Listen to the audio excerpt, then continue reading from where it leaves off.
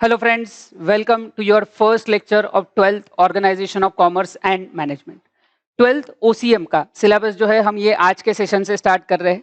Basically आज का जो पहला सेशन है ये काइंड ऑफ ऐसा समझ लीजिए कि आपके लिए इंट्रोडक्टरी रहेगा कि एग्जैक्टली ये सब्जेक्ट क्या होता है, इस सब्जेक्ट में हमको क्या क्या कवर करना है, किस टाइप की चीज़ें आपको पूछी जाती है. और जो पहला चैप्टर है आपका प्रिंसिपल्स ऑफ मैनेजमेंट जिसका नाम है, वो पर्टिकुलर चैप्टर जो है उसमें क्या क्या चीजें आपको कवर करने के लिए बोला गया है या कौन कौन सी चीजें है उसका थोड़ा सा बेसिक हम देखने वाले हैं, बहुत ज्यादा नहीं. मेजर पार्ट हमारा आज का जो सेशन रहेगा वो सब्जेक्ट के बारे में रहेगा कि सब्जेक्ट एग्जैक्टली क्या है, सो दैट आपको वो सब्जेक्ट का ग्रिप आए और आपको एग्जैक्टली समझ जाएगी कि साल भर हमको क्या फेस करना है. सो 12th OCM के लिए आज से ये सेशन से हम शुरुआत कर रहे हैं, जिसमें आज का जो बेसिक पार्ट है जिसमें हमें देखना है कि बेसिक्स जो है इस सब्जेक्ट के OCM एज अ सब्जेक्ट के बेसिक्स क्या है. तो फुल फॉर्म अगर हम हमारे इस सब्जेक्ट का लेते हैं तो वो है organisation of commerce and management. तो जब हम बात करते हैं कॉमर्स, सो हमारे आसपास जो भी कमर्शियल चीजें चलती है, यूजुअली बिजनेस क्या होता है, बिजनेस में कौन कौन से टाइप होते हैं. इवन 11th स्टैंडर्ड में भी आपने यही सब सीखा. 11 का शुरुआत बिजनेस के चैप्टर से हुआ कि बिजनेस में कौन कौन से टाइप आते हैं, जैसे ट्रेड, कॉमर्स, फिर उसके अलावा इंडस्ट्री का पार्ट, फिर ट्रेड में इंटरनल एक्सटर्नल ट्रेड, उसके ऊपर आपको चैप्टर था. स्मॉल बिजनेसेस क्या होते हैं, वो कितना इंपॉर्टेंट क्यों है, ये चीज पे चैप्टर आया. तो वैसे ही 12th में भी आपको आपके आसपास कमर्शियल चीजों में क्या चलता है, जैसे कि मेजर एक चैप्टर रहेगा एंटरप्रेन्योरशिप डेवलपमेंट, बिजनेस सर्विसेज पे इस बार ज्यादा फोकस रहेगा कि ये बैंकिंग, इंश्योरेंस एक्सेट्रा. जैसे आपने एड्स टू ट्रेड जो पार्ट पढ़ा था कॉमर्स में, या अदर बिजनेस में दो पार्ट थे, आपको याद होगा अगर फर्स्ट चैप्टर में इंडस्ट्री, कॉमर्स, कॉमर्स में trade and aids to trade. तो ट्रेड के ऊपर आपको पूरा चैप्टर था 11th स्टैंडर्ड में कि क्या क्या होता है, उसके सब टाइप क्या होते हैं, retail, wholesale, import, export, interport etcetera. वैसे ही business services aids to trade में 5 सर्विसेज आती है, banking, insurance, transport, communication, warehousing. ये क्या है वो इस बार रहेगा. फिर कंज्यूमर प्रोटेक्शन, बिकॉज इस पूरे बिजनेस का एक अल्टीमेट पर्टिकुलर सेंटर पॉइंट होता है कंज्यूमर, जो अल्टीमेटली बिजनेस को पैसा देता है. तो वो क्या है, बिजनेस के सोशल रिस्पॉन्सिबिलिटीज क्या है, ये सारा पार्ट आपको कमर्शियल हमारे आसपास जो चीजें चलती है उनके बारे में रहेगा. वैसे ही मैनेजमेंट के भी चैप्टर रहेंगे. अगर 11th का लास्ट पार्ट आपको याद होगा तो लास्ट चैप्टर था इंट्रोडक्शन टू मैनेजमेंट, उतना ही एक चैप्टर मैनेजमेंट का था. इस साल आपको पहले 2 चैप्टर जो है वो मैनेजमेंट के बारे में रहेंगे. तो ओवरऑल कॉमर्स और मैनेजमेंट में क्या है ये हमें अब यहाँ पे देखना है. कुछ पार्ट उन्होंने हमको 11th के सिलेबस में कवर करवाया, अब बाकी का पार्ट 12th में कवर कराएंगे. सो लेट्स सी, देखते हैं कि एग्जैक्टली इस organisation of commerce and management में आपको कौन कौन से चैप्टर्स पढ़ने हैं. ये जो पूरा सिलेबस है आपका 12th OCM का, इसमें टोटल 8 चैप्टर्स हमको देखने हैं. ये 8 चैप्टर्स में जैसे सबसे पहला चैप्टर जो है वो है प्रिंसिपल्स ऑफ मैनेजमेंट, जो आज हम स्टार्ट करने वाले हैं कि एग्जैक्टली मैनेजमेंट के लिए क्या क्या प्रिंसिपल्स फॉलो करने पड़ते हैं. फिर आता है functions of management. Now functions का मतलब होता है काम, कि मैनेजमेंट के बेसिक रूल ध्यान रखना. जब मैं बोलता हूं first chapter principle, principles is मतलब, प्रिंसिपल का मतलब है बेसिक रूल्स, कि ये बेसिक रूल्स क्या है ये हमें देखने हैं मैनेजमेंट के. फिर उसके बाद आता है फंक्शंस. फंक्शन का मतलब होता है काम, कि जब हम मैनेजमेंट करते हैं तो एग्जैक्टली मैनेजर क्या क्या करता है, मैनेजमेंट करना मतलब कौन कौन से काम करना, इनके बारे में हमें सेकेंड चैप्टर में दिया है, जिसमें आते हैं आपके planning, organising, directing, staffing, coordinating, controlling. ये 6 पार्ट आते हैं. फिर आता है एंटरप्रेन्योरशिप डेवलपमेंट. एंटरप्रेनर्स क्या होते हैं, बेसिकली जो बिजनेस स्टार्ट करने की रिस्क लेते हैं, कुछ इनोवेटिव आइडियाज लेके आते हैं बिजनेस में, उसको हम बोलते हैं एंटरप्रेनर. तो वो क्या है, उसके फीचर्स, फंक्शंस, ये 3rd चैप्टर में. अब ये जो तीनों चैप्टर्स है, फर्स्ट, सेकेंड, थर्ड, इसमें सब्जेक्ट जैसे मैनेजमेंट का कुछ बेसिक दिया है, एंटरप्रेन्योरशिप का कुछ पार्ट दिया है, इसमें बहुत सारा पार्ट जो है वो लर्निंग बेस्ड रहेगा. इसमें कंसेप्ट थोड़े कम रहेंगे. फर्स्ट चैप्टर में तो भी थोड़े बहुत कंसेप्ट है आपके, बट बाकी चैप्टर में थोड़ा लर्निंग बेस्ड रहेगा. मतलब आपको इसके लिए बहुत सारी चीजें याद करनी पड़ेगी, पर टेंशन नहीं लेना है. ये चीजें याद करने के लिए हम बहुत अच्छे और इंटरैक्टिव मेमोरी टेक्निक्स का यूज करेंगे. से फर्स्ट चैप्टर जो है उसका ऑलमोस्ट पूरा पार्ट मेमोरी टेक्निक्स के थ्रू लर्न किया जा सकता है. Second chapter functions of management, जिसका वेटेज भी ज्यादा है. अगर बोर्ड एग्जाम्स में जो पिछले साल वेटेज दिए गए थे उसके हिसाब से अगर हम कंसीडर करें तो इसका काफी अच्छा वेटेज है. और इसमें हर बड़ा क्वेश्चन, नॉट ऑब्जेक्टिव क्वेश्चंस के टाइप तो हम देखेंगे ही, बट जितने डिस्क्रिप्टिव क्वेश्चन हो सकते हैं वो सारे के सारे डिस्क्रिप्टिव क्वेश्चन हम मेमोरी टेक्निक के थ्रू कर लेंगे। आप जैसे जैसे हम चैप्टर में आगे बढ़ेंगे आपको समझेगा कि ये मेमोरी टेक्निक्स है, इफेक्टिव है। थर्ड में भी हम मेमोरी टेक्निक्स का यूज करेंगे, तो थोड़ा लर्निंग बेस्ड ये 3 चैप्टर्स रहने वाले हैं जिसमें आपको मेमोरी टेक्निक्स का ध्यान रखना है। और जब मैं सिखाऊंगा पहले मैं पार्ट पूरा एक्सप्लेन कर दूंगा टॉपिक, और उसके बाद मैं उसकी मेमोरी टेक्निक बताऊंगा। तो जब मेमोरी टेक्निक बताऊंगा आपको लिखना है, वो प्रिंटेड नहीं रहेगा जानबूझ के, सो दैट कि आप उसको साथ में लिखो और उसके साथ उसको लर्न करो। फिर आता है बिजनेस सर्विसेज। बिजनेस सर्विसेज का ये जो चैप्टर है ये आपके लिए सबसे सबसे ज्यादा इंपॉर्टेंट है, मोस्ट इंपॉर्टेंट चैप्टर है ये। हर तरीके से मतलब अगर हम कंसेप्ट्स की बात करें तो बिजनेस सर्विसेज में बहुत सारे रियलिस्टिक कंसेप्ट है, स्पेशली बैंकिंग, इंश्योरेंस, ये दोनों में बहुत सारा प्रैक्टिकल नॉलेज आपको मिलेगा, बहुत सारी प्रैक्टिकल चीजें वहां पे दी गई है। तो बिजनेस सर्विसेज में रहेगा बैंकिंग, इंश्योरेंस, ट्रांसपोर्ट आसान हो जाता है, ट्रांसपोर्ट, वेयर हाउसिंग, कम्युनिकेशन, ये इजी है। बट पहले 2 सर्विसेज में बहुत बहुत इंटरेस्टिंग कंसेप्ट और इंटरेस्टिंग चीजें हम सीखने वाले हैं बिजनेस सर्विसेज में। तो कंसेप्चुअल रहेगा, प्रैक्टिकल नॉलेज रहेगा, और एग्जाम में इसका वेटेज सबसे ज्यादा है। और ये आपके सिलेबस का सबसे बड़ा चैप्टर है। मतलब आप ऐसा समझ लो कि 7 में से ये 7 चैप्टर्स अगर हम परसेंटेज वाइज देखें, टोटल 8 चैप्टर्स 100% अगर मैं कंसिडर करूं, तो इसकी जो क्वांटिटी है, इवन अगर आप टेक्स्ट बुक देखोगे, टेक्स्ट बुक में नंबर ऑफ पेजेस देखो, या जब मैं आपको नोट्स दूंगा नोट्स में नंबर ऑफ पेजेस देखो, सबसे बड़ा चैप्टर है ये। ऑलमोस्ट ऐसा समझ लो कि आपके 8 चैप्टर का अगर मैं परसेंटेज करूं तो 20-25% ये एक इकलौते चैप्टर का है, और उसका एग्जाम वेटेज भी उतना ही है। फिर emerging mode of business, 5th chapter, जिसमें अगर हम पिछले 15-20 साल से बात करें, बिजनेस सबको पता है, बट पिछले 20-25 साल से जब से कंप्यूटर्स, इंटरनेट, नेटवर्क ये सब आया है, बिजनेस करने के तरीके बदल गए। बिजनेस वही है, आज भी लोग बिजनेस करते वक्त चीजें खरीदते हैं, बेचते हैं, पर तरीका बदल गया। ऑनलाइन सेलिंग ज्यादा स्टार्ट हो गई, हर छोटी मोटी चीज की ऑनलाइन ऑर्डर आजकल हो सकती है, डिलीवरीज बढ़ गई। पहले बहुत मेजर सिटीज में ये होता था, अब छोटी छोटी सिटीज में भी आप ऑनलाइन अमेजॉन, फ्लिपकार्ट, इनके थ्रू डिलीवरी कर सकते हो। तो ये जो बिजनेस के तरीके बदले हैं, ये बदले हुए तरीके, बिजनेस वही है पर उसको करने के तरीके बदल गए। देखो क्या लिखा है यहाँ पे, emerging modes of business, business करने के मोड, तरीके बदले हैं। क्या न्यू डेवलपमेंट ये पिछले 20-25 साल में आया है, वो आपको यहां सिखाया जाएगा। फिर 6th पार्ट में अगर हम देखते हैं सोशल रिस्पॉन्सिबिलिटी ऑफ बिजनेस, इसको 11th में भी थोड़ा सा उन्होंने टच किया था। 11th के फर्स्ट चैप्टर में आपको दिए थे ऑब्जेक्टिव्स ऑफ बिजनेस, 2 पार्ट थे, इकोनॉमिक ऑब्जेक्टिव्स जो प्रॉफिट और पैसे से रिलेटेड थे, और दूसरे सोशल ऑब्जेक्टिव। वहां पे भी मैं हमेशा एक लाइन रिपीट किया करता था, that business is a part and parcel of society. Business society का एक पार्ट है, सोसाइटी से बिजनेस को कस्टमर्स मिलते हैं, एम्प्लॉयज मिलते हैं, रिसोर्सेज मिलते हैं। तो अगर सोसाइटी से बिजनेस को ये सारे बेनिफिट हो रहे हैं, तो बिजनेस की भी कुछ रिस्पॉन्सिबिलिटीज है टुवर्ड्स द सोसाइटी, और वो क्या क्या है, ये सारी चीजें समझाने के लिए पूरा चैप्टर आपको दिया गया है, social responsibilities of business. Then 7th part आता है कंज्यूमर प्रोटेक्शन, काफी इंटरेस्टिंग चैप्टर है, बिकॉज आप हमारे आसपास सारे हम डे टू डे लाइफ में बहुत सारी चीजें खरीदते हैं, कंज्यूम करते हैं, यूज करते हैं, बाय करते हैं, और ये सारी चीजों में सेलर आपके कम नॉलेज का या आपका गलत फायदा ना उठाए, आपको डोमिनेट ना करे, इसके लिए जो रूल्स बनाए गए हैं, जो रेगुलेशन बनाए गए हैं, इवन एक एक्ट, कंज्यूमर प्रोटेक्शन एक्ट 1986 पास किया गया है, इसमें रिसेंटली अमेंडमेंट्स भी हुए, चेंजेस भी आए हैं, और इसमें कंज्यूमर के राइट स्पेसिफाई किए हैं। तो ये क्या क्या राइट्स है, कंज्यूमर खुद को कैसे प्रोटेक्ट कर सकता है। इस कंज्यूमर प्रोटेक्शन एक्ट में बेसिकली जुडिशियल सिस्टम भी दिया है कि जहां पे आप अपने जस्टिस के लिए जा सकते हो, डिस्ट्रिक्ट लेवल पे, स्टेट लेवल पे, नेशनल लेवल पे, ये सारा पार्ट कंज्यूमर प्रोटेक्शन के चैप्टर में आप सीखोगे। And last but not the least is the marketing.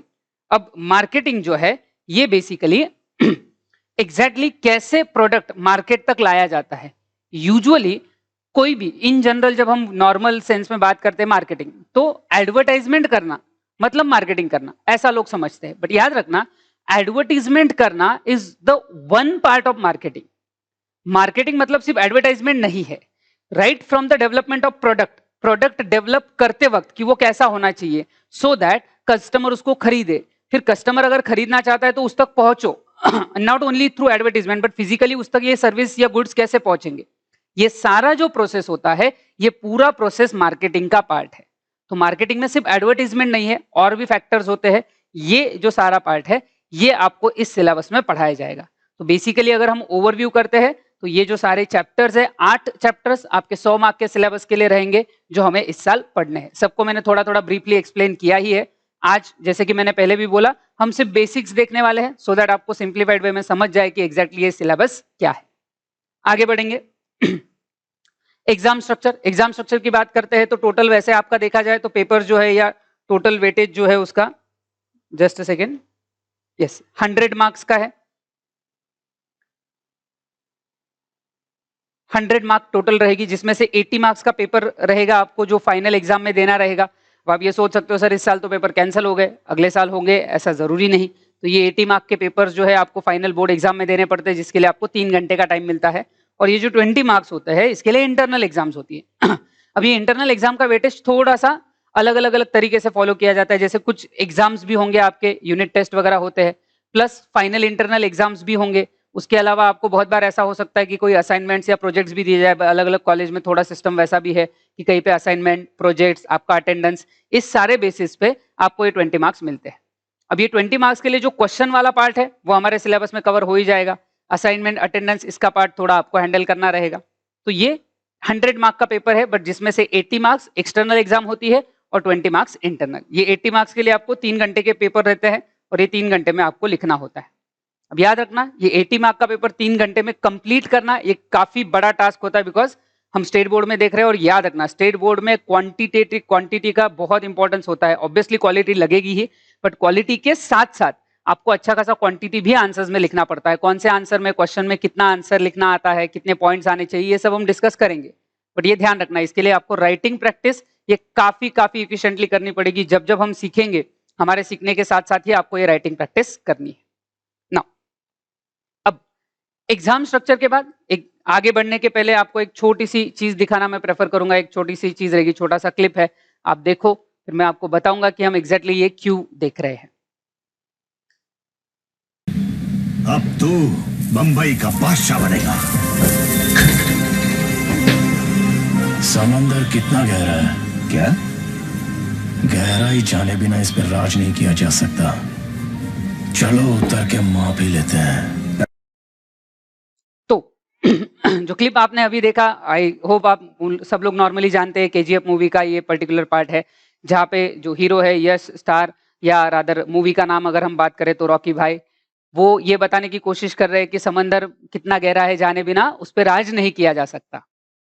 अर्थात मतलब ये है कि एग्जैक्टली हमें क्या चीज फेस करनी है। अगर मैं सिंपल टीचर वाली लैंग्वेज में बोलूं कि अगर हमें कौन सी चीज फेस करनी है ये अगर हमें अच्छे से पता रहे कि हम एग्जैक्टली क्या फेस करने वाले हैं तो हम उसके लिए बेटर प्रिपेयर कर सकते हैं।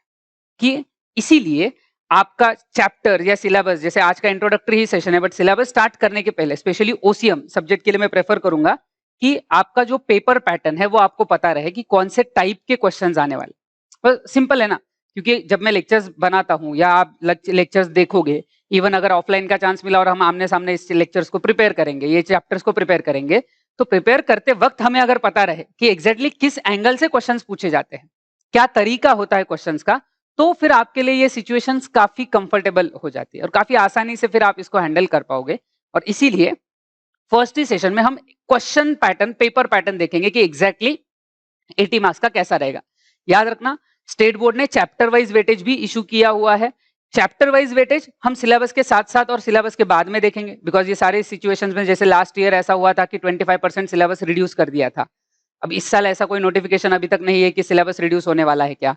फिर पेपर पैटर्न में हो सकता है कि कुछ rather specifically chapter wise weightage में हो सकता है कि थोड़ा बहुत चेंज हो, तो वो जो भी रहेगा। अगर ऐसा कुछ नहीं होता है तो फिर जो उन्होंने स्टैंडर्ड इशू किया है हम वेटेज वैसा फॉलो करेंगे, नहीं तो फिर हम जो भी नया नोटिफिकेशन आएगा उसके हिसाब से काम करेंगे। बट फिलहाल पेपर पैटर्न की क्वेश्चन कौन कौन से टाइप के आएंगे, बिकॉज सिलेबस रिड्यूस भी हो गया तो भी टाइप ऑफ क्वेश्चन सेम ही रहेंगे। जितना पार्ट रिड्यूस हुआ है वो नहीं आएगा बट उसके अलावा सारी चीजों में जो टाइप ऑफ क्वेश्चन आएंगे वो सेम ही आएंगे। और मैं वापस बोल देता हूं अभी इस साल के लिए 2021-22 इस एकेडमिक ईयर के लिए सिलेबस रिडक्शन की कोई बात नहीं है, तो ये ध्यान रखना ना। पेपर पैटर्न की अगर हम बात करते हैं तो सबसे पहले जो ऑब्जेक्टिव क्वेश्चंस आते हैं वो हम देखेंगे। सिर्फ ये याद रखना कि आपके सामने अभी जो टेबल आया है, जैसे पहला कॉलम है क्वेश्चन नंबर, फिर उसमें क्वेश्चंस, फिर जो MN वगैरह लिखा हुआ है तो वो थोड़ा सा ध्यान रखना है कि जैसे ये जो पहला है इट इज मार्क्स पर क्वेश्चन। पर क्वेश्चन कितने मार्क्स है, ऐसा है। n is number of question, कि आपको कितने क्वेश्चंस वगैरह आएंगे। फिर अगर हम बात करते हैं तो ये minimum maximum question marks with option, without option. Objective में तो कोई ऑप्शन नहीं रहता है, याद रखना। ये जो पहला क्वेश्चन हम देखेंगे इसमें कोई ऑप्शन नहीं रहेंगे, आगे आप देखोगे without option and with option. जो डिस्क्रिप्टिव क्वेश्चंस होते हैं, डिस्क्रिप्टिव क्वेश्चंस में यूजुअली पैटर्न होता है कि जैसे 4 में से 3 लिखने हैं, 4 में से 2 लिखने हैं, 5 में से 3 लिखने हैं, इस टाइप का आपको रहेगा, तो वो हम देखेंगे। So question 1, from the following type of sub questions any 4 will be asked. अब ये ए से लेके जे तक 10 टोटल सब टाइप है ये क्वेश्चंस के, इसमें से कोई भी 4 आपको एग्जाम में पूछे जाएंगे। फाइनल एग्जाम की मैं बात कर रहा हूं, और साथ ही साथ में इंटरनल में भी ये पार्ट आएगा। तो लेट्स सी, देखते हैं क्या है। First, select the correct option and rewrite the sentence. So basically it like fill in the blanks. Fill in the blanks रहेंगे, आगे 3 ऑप्शंस हैं, 3 ऑप्शंस में से आपको सिलेक्ट करने रहेंगे। ऐसा 1 मार्क 1 क्वेश्चन, ऐसे 5 क्वेश्चन आएंगे 5 मार्क के लिए, मैक्सिमम मिनिमम। जैसे कि मैंने बोला, ऑब्जेक्टिव में आपको ऑप्शंस नहीं आएंगे, आपको पूरे के पूरे मार्क्स ही अटेम्प्ट करने पड़ेंगे। और ये ऑब्जेक्टिव जो है, इसके लिए मैं आपको क्वेश्चन बैंक भी इशू करूंगा, जहां बहुत सारे क्वेश्चंस की हम प्रैक्टिस करेंगे। Then second, match the pairs, योग्य जोड्या लावा। तो फेवरेट पर्टिकुलर क्वेश्चन की एक कॉलम, सेकंड कॉलम, और उसमें हमें मैच द पेयर्स करना है। यहां पे भी आपको हर क्वेश्चन के लिए 1 मार्क है, 5 question 5 marks. Third, give 1 word, phrase और टर्म। अब ऐसा है कि यहां पे आपको पूरा सेंटेंस दिया जाएगा, और उस सेंटेंस के लिए एप्रोप्रिएट टर्म आपको ढूंढना है। मतलब अगर मैं सिंपल वर्ड्स में अगर बोलूं, जैसे अगर मैं थोड़ा पिछले साल का एग्जांपल लूंगा, 11th स्टैंडर्ड में हमने फॉर्म्स ऑफ बिजनेस ऑर्गेनाइजेशन देखा था, जहां सोल ट्रेडिंग बिजनेस, पार्टनरशिप वगैरह देखा था। तो अगर आपको एक सेंटेंस आता है, business which is owned and managed by a single person, एक अकेला पर्सन बिजनेस को ओन और मैनेज कर रहा है, तो बताओ उसका टाइप कौन सा है। तो आंसर रहेगा उसका सोल ट्रेडिंग कंसर्न। और याद रखना, ये जब आप आंसर्स लिखोगे, ये टेस्ट के लिए भी रिलेवेंट रहेगा, तो जब आप आंसर्स लिखोगे तो आपको पूरा सेंटेंस लिखना है, डैश करके फिर आंसर लिखना है। इवन जो ए वाला क्वेश्चन है, वहां पे ध्यान से पढ़ो, ए वाला वापस पढ़ो, select the correct option and rewrite the sentence. पूरा सेंटेंस वापस लिखना है, फिल इन द ब्लैंक्स के नीचे अंडरलाइन करना है। इस तरीके से आपको ए, बी और सी, ये तीनों पर्टिकुलर आंसर्स आएंगे। ये और भी है इसमें आगे, तो हर बार आपको याद रखना है 1 मार्क के लिए 1 रहेगा। कैसे लिखना है वो भी मैं बता रहा हूं, आगे बढ़ेंगे। डी, स्टेट द ट्रू और फॉल्स। ट्रू और फॉल्स सिंपल है, सेंटेंस लिखना, फिर आगे लिखना है उसको, वो ट्रू है या फॉल्स है। फिर से वही 5 क्वेश्चंस रहेंगे, 5-5 मार्क के, 1-1 मार्क के लिए 1, इस तरीके से 5 mark. Find the odd one, जो आपको ग्रुप दिया जाएगा, 4 या 5 चीजें दी जाएगी, उसमें से ऑड फाइंड आउट करना है। कंप्लीट द सेंटेंसेस, अब ये भी पार्ट याद रखना, complete the sentences is like fill in the blanks without option. जो आपका फर्स्ट ए क्वेश्चन है वैसा ही ये रहेगा, बट इसमें ऑप्शंस नहीं रहेंगे, बिना ऑप्शन के आपको वो आंसर लिखना रहेगा। अगेन सिर्फ आंसर नहीं लिखना है, उन्होंने बोला है कंप्लीट द सेंटेंस, तो पूरा सेंटेंस आपको लिखना है, और वहां जो भी ब्लैंक रखा है उसको फिल करके अंडरलाइन करना है। देन गिव 1 वर्ड और फ्रेज और term. Then select the correct option from the bracket. तो बेसिकली यहाँ पे फिर से 2 कॉलम रहेंगे, जब हम फर्स्ट चैप्टर के एंड में जाएंगे वहां पे आप ये क्वेश्चन देखोगे ही, एक पूरा ब्रैकेट दिया रहेगा, group A group B, appropriate blanks रहेंगे, और नीचे ऑप्शंस में से आपको ये फिल करना है। फिर correct the underline word and rewrite the following sentence. फिर से एक बार पूरा सेंटेंस रहेगा जिसमें एक गलत वर्ड को अंडरलाइन है, जिसको आपको सही करना है। मतलब अगर मैं एग्जांपल लूं, that buying and selling of goods is a part of industry. ये इंडस्ट्री का पार्ट नहीं होता, ये ट्रेड का पार्ट होता है, तो वो इंडस्ट्री को अंडरलाइन रहेगा। तो आपको वो पार्ट क्लियर करना है कि ये ट्रेड का है, इंडस्ट्री का नहीं। तो पूरा सेंटेंस आपको वापस लिखना है, ये ध्यान रखना। Then arrange in proper order, जहां जहां प्रोसीजर्स दी होती है उनका सीक्वेंस रहेगा, मिसमैच सीक्वेंस रहेगा, हमको उसे सही सीक्वेंस में लिखना है। और ये सारे ऑब्जेक्टिव याद रखना, ए से लेके जे तक जो है फाइनल एग्जाम में से, इसमें से कोई भी 4, एनी 4 ये पार्ट आएंगे। साथ ही साथ में जो 20 मार्क्स के इंटरनल है, इंटरनल जो पार्ट है वहां पे भी ये आता है। सो एनी 4, और हर क्वेश्चन 5 मार्क के लिए, तो 20 मार्क्स का ये आपका पहला क्वेश्चन है। ऑब्जेक्टिव में 20 मार्क्स का ये पहला क्वेश्चन है। फिर आगे बढ़ेंगे, ये पहला क्वेश्चन हुआ। Question number 2, explain the following terms और कंसेप्ट। अब आप यहां पे देख सकते हो नंबर ऑफ क्वेश्चन यहां लिखा है 4/6, मतलब 6 क्वेश्चन आएंगे, उसमें से 4 लिखने हैं। तो इसलिए फिर आप ये marks without option and with option. तो ऑब्वियसली ये डिस्क्रिप्टिव रहेगा, तो इसमें ऑप्शंस नहीं लिखने हैं। आपको जितना आता है उतने पार्ट आपको लिखने हैं, जैसे 6 में से कोई भी 4 लिखो। एक चीज 2 मार्क के लिए रहेगी।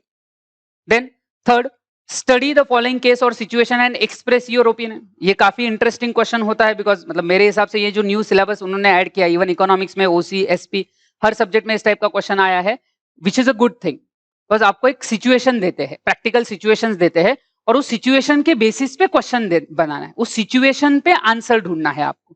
तो ये काफी काफी इंटरेस्टिंग और काफी अच्छा टाइप ऑफ क्वेश्चन इंट्रोड्यूस किया है, जहां पे आपको एक्चुअल एनालिसिस यूज करना पड़ता है कि उस सिचुएशन में क्या दिया है, कैसे दिया है, फिर उस एनालिसिस के हिसाब से आपको ये करना रहेगा। तो यहाँ पे भी 3 केस स्टडीज आएंगे, जिसमें से 2 लिखने हैं। एक केस स्टडी में 3 क्वेश्चन, ऐसे टोटल 6 मार्क्स आपको रहेंगे। फिर डिस्टिंग्विश बिटवीन, ये ट्रेडिशनल क्वेश्चन है, 4 मार्क के लिए 1 रहेगा, 3 लिखने हैं 4 में से, और टोटल 12 मार्क्स आपको इसको मिलेंगे। 3 × 4 12।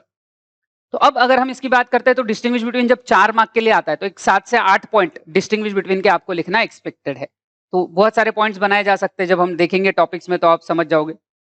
Answer in brief, it's like short notes, ये भी 4 मार्क के लिए है, इसमें से 3 आएंगे, 3 में से कोई भी 2 लिखने हैं। अब नॉर्मली 4 मार्क के लिए भी आपसे एक्सपेक्टेड रहेगा कि 7 से 8 पॉइंट लिखे जाए, अनलेस क्वेश्चन में खुद दिया है। जैसे अभी हम पहला चैप्टर जो पढ़ने वाले हैं ओसीएम का 12th का, तो उसमें आपको प्रिंसिपल्स ऑफ मैनेजमेंट है, हेनरी फेयोल और FW Taylor, Frederick Winslow Taylor, इन्होंने प्रिंसिपल्स दिए हुए हैं। तो हेनरी फेयोल ने 14 प्रिंसिपल्स दिए, एफडब्ल्यू टेलर ने 6 प्रिंसिपल दिए, 6। तो आपको अगर ऐसा क्वेश्चन आया, write down any 5 principles of management given by Henry Fayol, Ford नहीं, सॉरी, हेनरी फेयोल, तो 14 में से 14 पूरे नहीं लिखने, 8-10 भी नहीं लिखने, उन्होंने 5 बोले हैं। जस्ट एक गलती ना हो इसके लिए सेफ साइड 6 लिखना। 5 पूछे, एक सेफ साइड एक एक्स्ट्रा लिख देना, ताकि कोई अगर गलत हो गया तो भी आपको मार्क्स इतने नहीं कटेंगे। अनलेस ऐसा अगर दिया है कि एनी 4 पॉइंट्स, एनी 5 पॉइंट्स, तो ठीक है। अदरवाइज फिर आपको 4 मार्क के लिए 7 से 8 पॉइंट लिखना एक्सपेक्टेड रहेगा। फिर जस्टिफाई द फॉलोइंग सेंटेंस, ये भी एक इंटरेस्टिंग क्वेश्चन होता है, जहां पे आपको एक सेंटेंस दिया जाता है जो करेक्ट है, 100% करेक्ट है। आपको उसका जस्टिफिकेशन देना है कि कैसे ये क्वेश्चन सही है, या कैसे वो सेंटेंस सही है, इसको आपको प्रूव करना है बाय एक्सप्लेनिंग। इसमें भी 4 मार्क रहेंगे, 4 में से 2 लिखने हैं, 8 मार्क के लिए ये भी रहेगा। फिर आगे बढ़ते हैं, और आखिरी क्वेश्चन जो आपका, आखिरी 2 क्वेश्चन जो है, 7th question, attempt the following, ये 5 मार्क के लिए रहेंगे, 3 आएंगे, 3 में से 2, 5 मार्क के लिए आपको 9 से 10 पॉइंट्स लिखने की कोशिश करनी है। एंड लॉन्ग आंसर जो रहेगा 8, ये 1 आउट ऑफ 2 है। 2 बड़े क्वेश्चन है, दोनों में से कोई भी एक लिखना है, जो आपको 8 मार्क्स देगा। बहुत बड़ा, मतलब सबसे बड़ा क्वेश्चन ये रहेगा, कोई भी 2 क्वेश्चन में से आपको एक चूज करना है, जो आपको वहां लिखना है। ये सारे के सारे क्वेश्चंस मिला के आपका 80 मार्क का पेपर बनता है। अब ध्यान रखना, ऑप्शंस अवेलेबल है, तो कौन से ऑप्शन सिलेक्ट करने चाहिए, कौन सा सही रहेगा, कौन सा गलत रहेगा, कौन सा क्वेश्चन कितने टाइम में लिखना है, ये सारी चीजें मैं आपको टेस्ट के वक्त बताऊंगा। जब हमारा फर्स्ट चैप्टर हो जाएगा, हर चैप्टर के बाद हमारे टेस्ट होंगे, और जब टेस्ट हो जाएंगे, तो टेस्ट होने के पहले, फर्स्ट टेस्ट होने के पहले मैं आपको बताऊंगा कि एग्जैक्टली ये आपको पेपर कैसे लिखने होते हैं, कौन से मार्क के लिए कितने पॉइंट्स आएंगे, ये भी मैं वापस बताऊंगा। कौन सा क्वेश्चन कितने टाइम में होना चाहिए, टाइम का बहुत बहुत बहुत इंपॉर्टेंस रहेगा। तो कौन सा क्वेश्चन कितने टाइम में होना चाहिए, ये भी हम डिस्कस करने वाले हैं। सो इवेंचुअली जैसे जैसे हमारे टेस्ट होते जाएंगे, हम इस पार्ट को डिस्कस करेंगे। तो ये जो है सारा पार्ट, ये है पेपर पैटर्न की एग्जैक्टली आपको एग्जाम में क्या फेस करना है। ये सारे अलग अलग टाइप के क्वेश्चन हम हर चैप्टर के बाद डिस्कस करेंगे। इसके अलावा मैं आपको क्वेश्चन बैंक दूंगा, जिसमें आपको सारे एडिशनल क्वेश्चंस कवर रहेंगे, आपको कोई और अलग बुक लेने की जरूरत नहीं पड़ेगी। 2 बुक्स बेसिकली आपको मिलने वाले हैं, एक नोट्स, रेगुलर नोट्स जिनके साथ हम सीखेंगे, और दूसरा क्वेश्चन बैंक, जिसमें हम क्वेश्चन आंसर्स की एडिशनल प्रैक्टिस करेंगे। तो इस हिसाब से आपको ये पेपर मैनेज करना है, तो ये ध्यान रखना। नाउ ये हो गई बात पेपर पैटर्न की। पेपर पैटर्न के बाद अगर हम आगे बढ़ते हैं, तो फिर क्या क्या हम करेंगे, कैसे ये काम चलेंगे। तो सबसे पहला रहेगा आपको पीपीटी, जब हम लेक्चर चलेंगे तो उसके साथ रिवीजन के लिए, पढ़ने के लिए पावर पॉइंट्स का मैं यूज करूंगा। नोट्स आपको दिए जाएंगे, नोट्स में जैसे मैंने बोला आपको 2 बुक्स मिलने वाले हैं, 2 बुक्स रहेंगे, जिसमें से एक नोट्स का पार्ट रहेगा, जो पूरा कलर बुक आपको मिलने वाला है इस साल से। तो पूरा कलर बुक आपको दिया जाएगा। सिर्फ फर्स्ट चैप्टर जब हम स्टार्ट करेंगे, तब तक मैं सिर्फ आपको सॉफ्ट कॉपी देने वाला हूं पीडीएफ में, फर्स्ट चैप्टर की।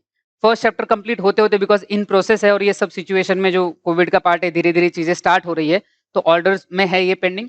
तो आने वाले 5-6 दिनों में, 7-8 दिनों में आपको ये नोट्स भी इशू होंगे, क्लास से ही आपको ये नोट्स इशू किए जाएंगे।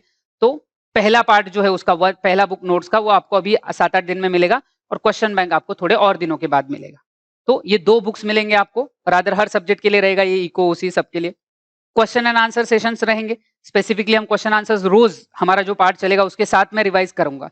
जो क्वेश्चंस हमने कल पढ़े हैं वो अगले दिन भी रिवाइज होंगे, लेक्चर खत्म होते होते भी रिवाइज होंगे, और मेरे साथ रिवीजन आपको करते रहना है। बहुत बहुत इंपॉर्टेंट है, बिकॉज थ्योरी सब्जेक्ट्स की अगर हम बात करें, कंसेप्ट समझना, उनको याद रखना और लिख पाना, तीनों चीजें इंपॉर्टेंट है। ऑब्वियसली सबसे इंपॉर्टेंट चीज है उसको समझना, बट समझने के बाद उसको रीराइट करते आना चाहिए कि आपको जब एग्जाम में पूछा जाएगा तो आपको अच्छे से लिखते आने चाहिए।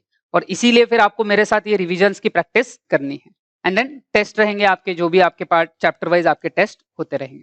तो ये जो सारा पार्ट है ये सिलेबस के स्ट्रक्चर से रिलेटेड था कि एग्जैक्टली हमें इस सिलेबस में क्या देखना है। फिर अगर हम आगे बढ़ते हैं तो आपका जो फर्स्ट चैप्टर है प्रिंसिपल्स ऑफ मैनेजमेंट, ये क्या है वो हम डिस्कस करने वाले हैं।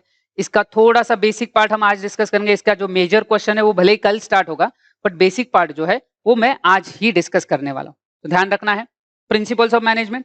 अब प्रिंसिपल्स ऑफ मैनेजमेंट स्टार्ट करने के पहले हमें ये याद कर लेना है कि मैनेजमेंट क्या है। इवन जो नोट्स आपको दिए गए हैं, मैं अगर यहाँ पे दिखा देता हूं, इस टाइप के नोट्स आपको मिलने वाले हैं। तो प्रिंसिपल्स ऑफ मैनेजमेंट जो पार्ट है, जिसमें शुरू में मैंने इंट्रोडक्शन ऑफ मैनेजमेंट का पार्ट रखा है, उसके डेफिनेशंस वगैरह दिए हैं।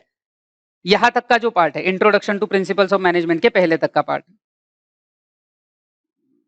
इसके पहले तक का जो पार्ट है, ये सारा पार्ट आपका 11th सिलेबस से रिलेटेड है। तो मैंने आपको पढ़ने के लिए ये थोड़ा सा रखा है। मैं अभी भी एक्सप्लेन करूंगा कि मैनेजमेंट में हमने अभी तक क्या देखा है या मैनेजमेंट क्या होता है, मैं शॉर्टली एक्सप्लेन करूंगा और आपको ये पढ़ना रहेगा कि एक बार आपको क्या है। बाकी की सारी चीजें नोट्स में जो हुई है वो वन बाय वन हम रीड करेंगे, जो आपके सिलेबस का पार्ट है। ये सिर्फ आपकी इंफॉर्मेशन के लिए दिया गया है, क्योंकि वापस आप 11 के नोट्स निकालो फिर पढ़ो, उससे अच्छा मैनेजमेंट क्या है उसका एक बेसिक इंट्रोडक्शन मैंने पहले दे दिया और फिर प्रिंसिपल्स के बारे में स्टार्ट किया। सो लेट्स सी, वापस पीपीटी पे जाते हैं।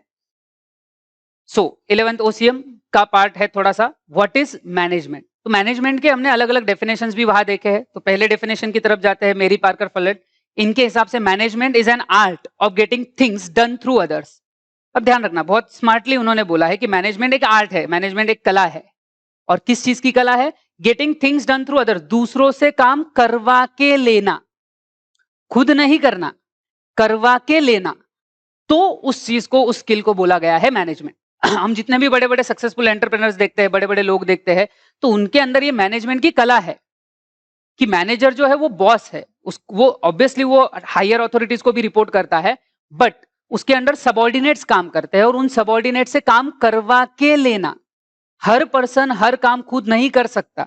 तो आप कोई भी बड़ा बिजनेसमैन देख लो, से फॉर एग्जांपल अगर हम मुकेश अंबानी की बात करते हैं कि रिलायंस इंडस्ट्रीज का इतना बड़ा एम्पायर है, 200 400 50 60 जो भी उनकी कंपनीज है, सब्सिडीरीज है, इतने सारी कंपनीज है। तो इसका मतलब ये नहीं कि हर कंपनी का शटर ओपन करने वो रोज खुद जाते हैं कि चलो आज दुकान खोलनी है, तो मुकेश अंबानी सुबह सुबह अपने जो 27 फ्लोर का उनका जो पूरा घर है, बंगला है, मकान है, जिस जो भी बोल दो, वहां से बाहर निकले और आज रिलायंस इंडस्ट्रीज की पूरी इंडिया में 50 फैक्ट्री है, तो जाओ हर फैक्ट्री का ताला खोलने गए, मुकेश अंबानी जा रहे ताला खोल रहे, चलो दुकान खुल गई और फिर नहीं, ऐसा नहीं होता। मतलब इमेजिन करना थोड़ा डिफिकल्ट है, सुनने में भी अजीब लगता है कि मुकेश अंबानी शटर के ताले खोल रहे, शटर ऊपर नीचे कर रहे, नहीं, वो ये नहीं करते। बट उनके पास वो सिस्टम है, उनके पास वो स्किल है कि वो ये लोगों से करवा के लेते हैं। And that is what is a management, कि हम लोगों से काम करवा के लेने की जो कला है उसको मैनेजमेंट बोलते हैं। फिर एक और डेफिनेशन था हेनरी फेयोल, ये नोट्स में भी दिया हुआ है आपको। So to manage is to forecast. Manage करना मतलब क्या? Forecast and plan. फोरकास्ट करना मतलब अंदाजा लगाना कि आगे क्या हो सकता है, उस अंदाजे के हिसाब से फिर प्लानिंग करो।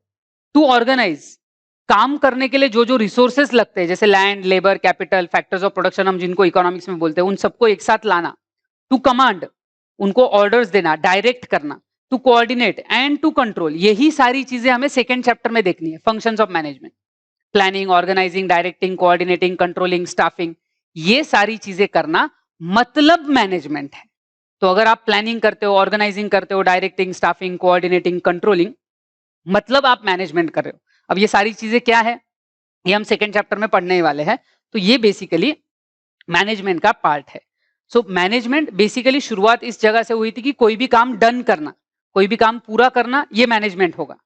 बट फिर धीरे धीरे उसमें एलिमेंट्स बढ़ते गए और आज की डेट में मैनेजमेंट एक काफी क्रूशियल फैक्टर है। हर जगह याद रखना, मैनेजमेंट ऐसा नहीं है कि सिर्फ बिजनेस में ही काम होता है। इवन जो नॉन बिजनेस ऑर्गेनाइजेशन है, मतलब अगर कोई चैरिटेबल ट्रस्ट है जो गरीब बच्चों के एजुकेशन के लिए काम करता है, या सपोज फॉर एग्जांपल गरीब लोगों के मेडिकल हेल्प के लिए काम करता है, कोई चैरिटेबल इंस्टीट्यूशन है, तो वो चैरिटी जमा करते हैं, उनके लिमिटेड रिसोर्सेज में उनको काम करवाते हैं। ये सब जब वो करते हैं चैरिटेबल इंस्टीट्यूशन में, उसमें भी उनको रिसोर्सेस लगते हैं, वहां पे भी मैनेजमेंट का स्किल होगा, तभी तो वो गोल्स अचीव होंगे। मैनेजमेंट को वो टारगेट्स अचीव करने होते हैं, कोई भी हो, तो वो बिजनेस ऑर्गेनाइजेशन हो, गवर्नमेंट ऑर्गेनाइजेशन हो, even day to day life में हम हमारी घर की चीजें मैनेज करते हैं। तो मैनेजमेंट यूनिवर्सल है, हर जगह, हर ऑर्गेनाइजेशन में, छोटे बड़े, बिजनेस नॉन बिजनेस, हर जगह मैनेजमेंट करना पड़ता है। और ये मैनेजमेंट करना मतलब फिर हमें ये सारे काम करने पड़ते। सो बेसिकली मैनेजमेंट का ये पार्ट दिया है। See managing 5 M's, management is nothing but managing 5 M's, man, money, machines, material and methods. ये 5 M मैनेज करना मतलब मैनेजमेंट। फिर आगे दिया है मैनेजमेंट इज इंडिस्पेंसिबल। इंडिस्पेंसिबल मतलब अनअवॉइडेबल, आप मैनेजमेंट को अवॉइड नहीं कर सकते। In all organisation, whether it is a business firm, a government, hospital, a college और अ क्लब, कोई भी चीज देख लो, यूनिवर्सल है, हर जगह रहेगा, अनअवॉइडेबल है, बिना मैनेजमेंट के आप कोई भी चीज चला नहीं सकते।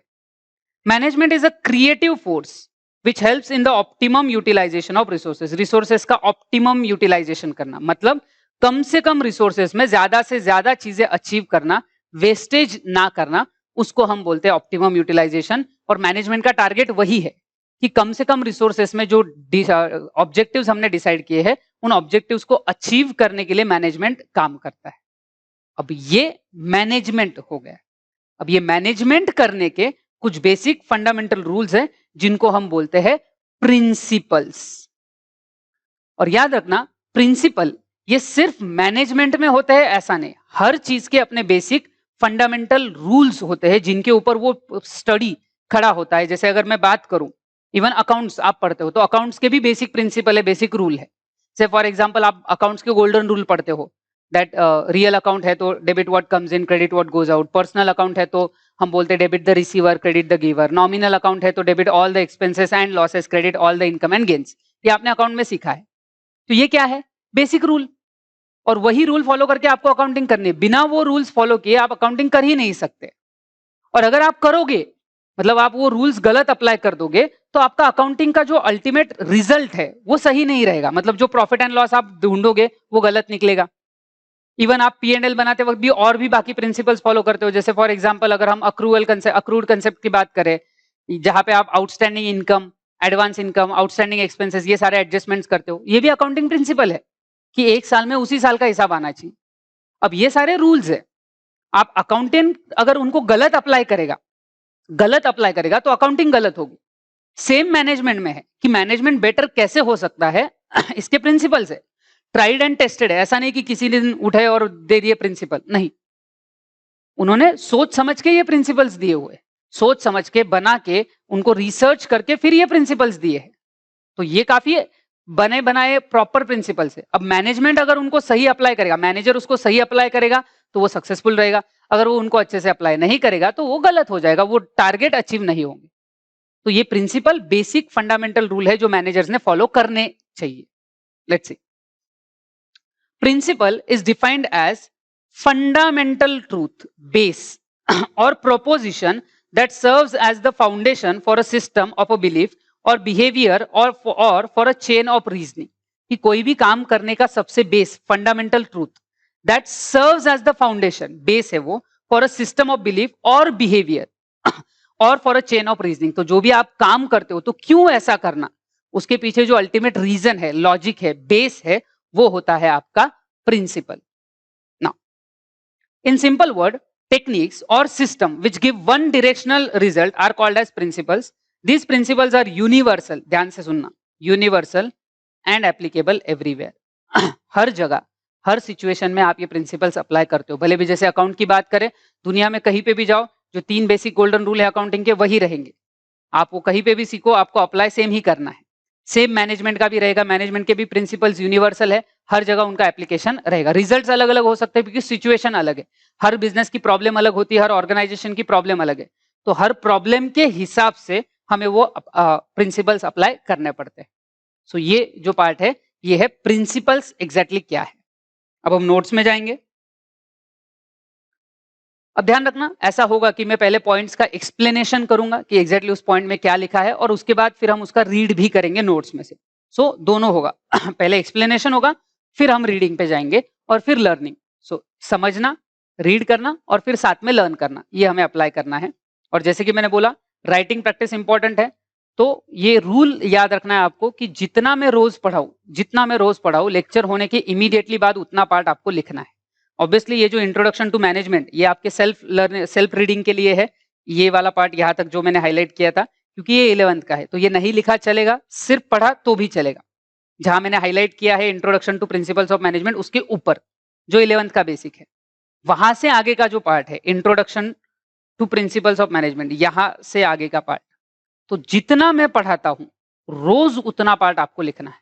और याद रखना ये होमवर्क चेक होगा, जब भी ऑफलाइन होंगे तब तो डेफिनेटली आपको नोटबुक रखने पड़ेंगे, साथ ही साथ में मेमोरी टेक्निक्स भी मैंने बोला है आपको लिखने ही है, तो उसी बुक में आप कंटिन्यू करना। और ज्यादा कुछ नहीं करना है, जितना रोज पढ़ाया उतना रोज लिखोगे तो तकलीफ नहीं आएगी। लेक्चर्स में भी अगर हम बात करें तो हफ्ते के आपके 4 या 5 लेक्चर्स आएंगे हर सब्जेक्ट के, तो ऐसा नहीं होगा कि आपके ऊपर राइटिंग का लोड बहुत ज्यादा रहेगा। तो 1-2 दिन बीच में वो ब्रीदर भी रहेगा, आपको ब्रीदिंग स्पेस भी रहेगा जिसमें आप ये कंप्लीशन कर सकते हो। बट प्लीज रोज के रोज लिख लेना, because majority students over the period जो प्रॉब्लम फेस करते हैं कि उनको टॉपिक समझ जाता है, टॉपिक याद हो जाता है, प्रॉब्लम ये आती है कि कितना भी करो पेपर कंप्लीट नहीं होता है। बिकॉज क्या है कि जैसे 10th तक अगर आपका सीबीएसई बोर्ड रहा हुआ है, तो जैसे पिछले साल भी तो पूरे एग्जाम हुए नहीं थे, बट फिर भी सीबीएसई बोर्ड में बोलो या आईसीएसई में बोलो बहुत ज्यादा लिखना नहीं होता है।